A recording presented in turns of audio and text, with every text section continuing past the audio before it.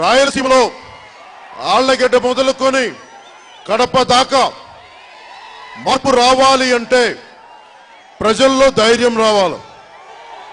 నన్ను చూసినప్పుడు జేజేలు కొట్టడం కాదు, నన్ను చూసినప్పుడు చొక్కాలు దించుకోవడం కాదు. పొద్దున సభలో చెప్పాను, కార్యకర్తల సభలో, నేను దెబ్బలు తినడానికి రెడీగా ఉన్నాను.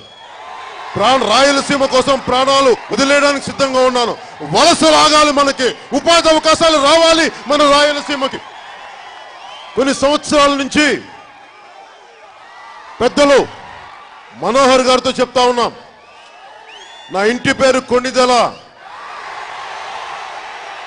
మా నాన్నని అడిగేవాడిని, ఎక్కడి నుంచి వచ్చింది ఈ పేరు అంటే నాకు తెలుసు కదా, మా నాన్న నాకు తెలియదురా అని.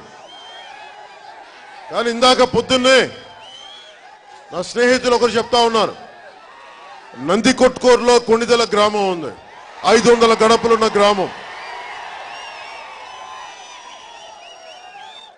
ఏ ప్రాంతాల నుంచి ఎప్పుడు వెళ్ళిపోయారో తెలియదు, కానీ నాకు రాయలసీమలోనే ఆ గ్రామం ఉండడం నాకు నిజంగా ఆనందం కలిగించింది.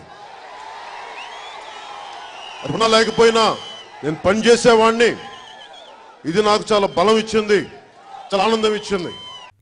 For more updates, please subscribe 99 TV Telugu.